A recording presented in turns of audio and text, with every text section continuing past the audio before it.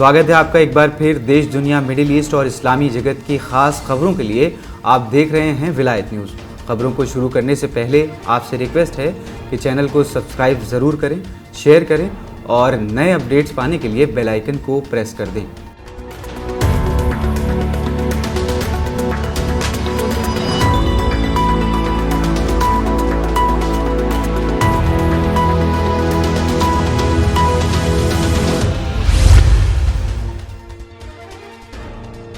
आइए शुरू करते हैं आज का खास बुलेटिन। ईरान की यूक्रेन को सलाह, होशियारी से काम ले, यूरोप के कट्टरवादी नेताओं से बचे। ईरान के विदेश मंत्री अमीर अब्दुल्लाहियान ने यूक्रेन की ओर से लगाए जा रहे बेबुनियाद आरोपों पर जवाब देते हुए कहा है कि हम ऐसे किसी भी आरोप का सख्ती से खंडन करते हैं। यूक्रेन के विदेश मंत्री से बात करते हुए अमीर अब्दुल्लाहियान ने यूक्रेन को नसीहत करते हुए कहा कि कीव को ऐसी बेहुदा बातों से बचना चाहिए। उसे होशियारी से काम लेते हुए खुद को यूरोप के कुछ कट्टरवादी नेताओं के साए से बाहर निकालने की ज़रूरत है। अमीर अब्दुल्लाहियान ने यूक्रेन के विदेश मंत्री दिमित्रो कुलेबा से बात करते हुए ईरान द्वारा रूस को ड्रोन विमान दिए जाने की बातों को बेबुनियाद बताते हुए इन खबरों का खंडन करते हुए कहा कि हम जंग का सामना कर चुके हैं, हम पर 8 साल तक युद्ध थोपा गया, हमें इसकी तबाहियों और दुख का अंदाज़ा है। हम यूक्रेन, यमन और दुनिया के किसी भी हिस्से में युद्ध का विरोध करते हैं। अमीर अब्दुल्लाहियान ने कहा कि रूस के साथ हमारे दोस्ताना रिश्ते हैं। हम यूक्रेन जंग से पहले से ही रूस के साथ रक्षा सहयोग करते रहे हैं, लेकिन जंग को लेकर हमारी नीतियां एकदम स्पष्ट हैं। हम हर देश की संप्रभुता, उसकी रक्षा और आज़ादी के साथ लोगों की सुरक्षा को महत्व देते हैं। हम यूक्रेन युद्ध को फौरन रोके जाने की मांग करते हैं और किसी भी पक्ष को हथियार दिए जाने के खिलाफ हैं। ईरान के विदेश मंत्री ने कहा कि हम बिना किसी मध्यस्थता के दोनों देशों के बीच सैन्य स्तर तक की वार्ता के लिए तैयार हैं। ईरान की विदेशी नीति का एक स्टैंडर्ड है और हम उसी स्टैंडर्ड के अनुसार काम करते हैं। हम जंग के खिलाफ हैं। वहीं अमीर अब्दुल्लाहियान ने रूस को ड्रोन विमान दिए जाने के यूरोप और यूक्रेन के आरोपों को बेबुनियाद और बकवास बताते हुए कहा कि हम बार बार जंगबंदी के लिए मध्यस्थता करने की बात कर चुके हैं। बेहतर होगा अगर यूक्रेन होशियारी से काम ले और पश्चिमी जगत के कुछ कट्टरवादी नेताओं की बयानबाजी के चक्कर में ना आए।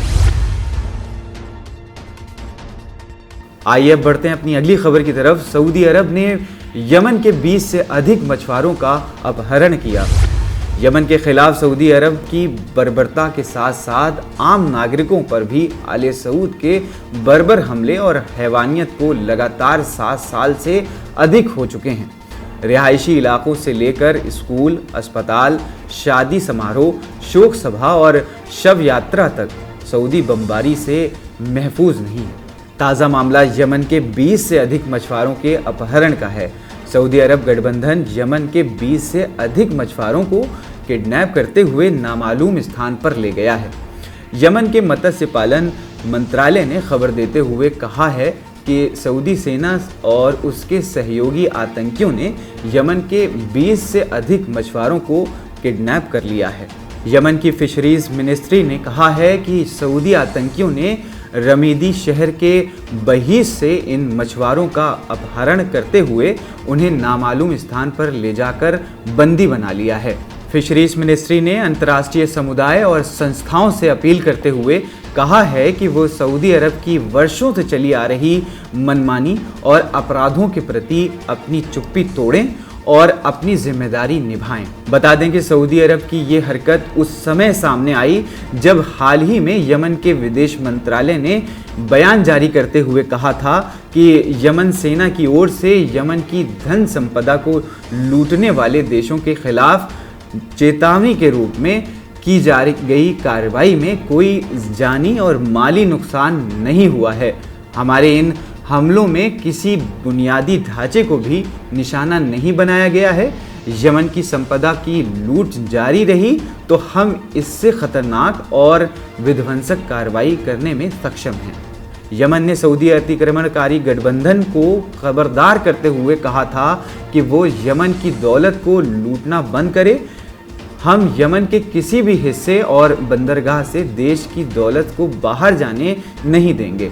यमन ने संयुक्त राष्ट्र के विशेष दूत से भी अपील करते हुए कहा कि यमन की नाकाबंदी को खत्म किया जाए और यूएनओ यमन के खिलाफ जारी हमलों और हम पर थोपी गई जंग के नतीजों में उपजे मानवीय संकट का जायजा ले।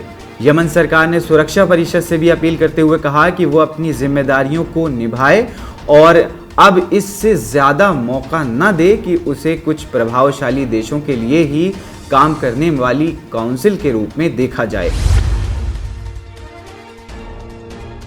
अब बढ़ते हैं अपनी अगली खबर की तरफ। गोलान हाइट्स को लेकर दम लेंगे, फिलिस्तीन की आज़ादी तक समर्थन जारी। संयुक्त राष्ट्र संघ में सीरिया के स्थायी दूत बेसाम सब्बाग ने कहा है कि हम अपना हक वापस लिए बगैर चैन से नहीं बैठेंगे। 1967 की सीमा तक गोलान हाइट्स पर हमारा हक है और जब तक हम अपनी भूमि को आज़ाद नहीं करा लेते तब तक संघर्ष जारी रहेगा।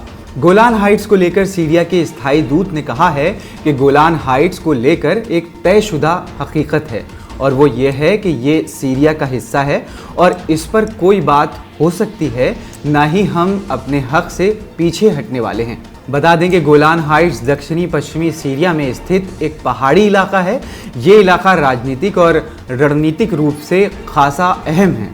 इजराइल ने 1967 में सीरिया के साथ 6 दिन के युद्ध के बाद गोलान हाइट्स पर कब्जा कर लिया था। उस वक्त इलाके में रहने वाले ज़्यादातर सीरियाई लोग अपना अपना घर छोड़कर चले गए थे।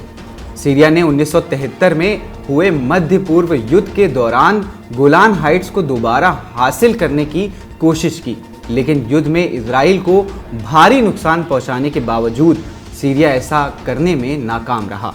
1974 में दोनों देशों ने इलाके में युद्ध विराम लागू कर दिया। संयुक्त राष्ट्र की सेना 1974 से युद्ध विराम रेखा पर तैनात है।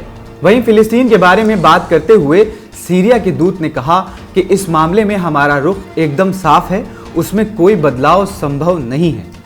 हम फिलिस्तीन की आज़ादी और खुद के रूप में राजधानी के साथ एक आज़ाद देश के रूप में गठन तक फिलिस्तीन का समर्थन करते रहेंगे। सब्बाग ने कहा कि अरब देशों पर इजराइल के हमले, गोलान हाइट्स और फिलिस्तीन में उसकी कार्रवाइयां अंतर्राष्ट्रीय कानून और मानव अधिकार का खुला उल्लंघन है। उन्होंने सीरिया पर इजराइल के आए दिन के हमलों का जिक्र करते हुए कहा कि इजराइल का मुख्य उद्देश्य ये है कि हम आतंकवाद के विरुद्ध संघर्ष में कमज़ोर हो जाएं और आतंकी गुटों के खिलाफ निरंतर कार्रवाई न कर सकें। अब इजराइल योजनाबद्ध तरीके से गैर सैन्य ठिकानों पर भी हमले कर रहा है और ये हरकत इलाके और दुनिया की सुरक्षा को खतरे में डाल सकती है।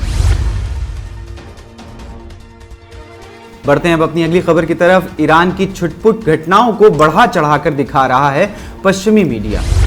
इकोनॉमिक्स ने मिडिल ईस्ट के घटनाक्रम का विश्लेषण करते हुए कहा है कि सऊदी सरकार से जुड़े चैनल और पश्चिमी मीडिया ईरान की जरा सी घटनाओं को बढ़ा चढ़ाकर पेश कर रहा है। ईरान की बढ़ती शक्ति और मिडिल ईस्ट में उसके प्रभाव का जिक्र करते हुए इकोनॉमिक्स ने हिजबुल्लाह लेबनान को ईरान की ताकत और प्रभाव का सबसे बड़ा उदाहरण बताते हुए कहा है कि आज ये दल लेबनान में सबसे मजबूत है और यहाँ की राजनीति का सबसे बड़ा बाजीगर। 1985 में जवानों के एक ग्रुप हिजबुल्लाह ने अपना मिशन स्टेटमेंट जारी किया था और अपने देश के राजनेताओं से देश में इस्लामी सत्ता की स्थापना की अपील करते हुए कहा था कि उसका मकसद इजराइल और पश्चिमी वर्चस्व से लड़ना है। आज 40 साल बाद हिजबुल्लाह लेबनान का सबसे शक्तिशाली दल है, यहाँ तक कि वो लेबनान की सेना से भी अधिक ताकतवर और सैन्य संसाधन रखता है। इकोनॉमिक्स के अनुसार हिजबुल्लाह लेबनान मिडिल ईस्ट में ईरान के बढ़ते प्रभाव और उसकी ताकत का सबसे कामयाब उदाहरण है। ईरान के पास मिलिशिया बनाने के कई उद्देश्य हैं। वो इस्लामी क्रांति को ईरान से आगे बढ़ाना चाहता है और शिया समुदाय को रिप्रेजेंट भी करना चाहता है। खाड़ी के अरब देशों ने अपनी तरह इस्लामी इनकलाब और ईरान का सामना करने की कोशिश भी की है। 1988 में ईरान के खिलाफ सद्दाम के हमलों और युद्ध का भी इसी उद्देश्य से अरब देशों ने समर्थन किया और लेबनान में भी उन्होंने अपने सहयोगियों को मजबूत करना शुरू किया, लेकिन उन्हें नाकामी ही मिली। इलाके के अरब देश अभी भी क्षेत्र के भू राजनीतिक हालात को बदलने के लिए ईरान सरकार बदलने की उम्मीद कर रहे हैं। इकोनॉमिक्स ने ईरान में चल रहे घटनाक्रम में पश्चिमी मीडिया और सऊदी सरकार की साजिशों का जिक्र करते हुए कहा कि रियाद से माली मदद पाने वाले मीडिया समूह ईरान की जरा सी घटनाओं को बढ़ा चढ़ाकर पेश कर रहे हैं। वो ईरान के किसी प्रांत के दूर दराज के छोटे से शहर में होने वाले कुछ लोगों की भीड़ को भी जोर शोर से कवरेज दे रहे हैं। इकोनॉमिक्स ने कहा कि ईरान में जो कुछ भी हो, ईरान समर्थित दल अपनी हैसियत में बाकी रहेंगे। आज अगर हिजबुल्लाह को ईरान से कोई समर्थन और आर्थिक सहायता ना भी मिले, तब भी वो लेबनान में इसी तरह प्रभावशाली और यहाँ का सबसे बड़ा बाजीगर बना रहेगा। आज का बुलेटिन यही समाप्त होता है। चैनल को सब्सक्राइब करें, शेयर करें और बेल आइकन को ज़रूर दबा दें ताकि इससे आपको नए अपडेट्स मिल सकें।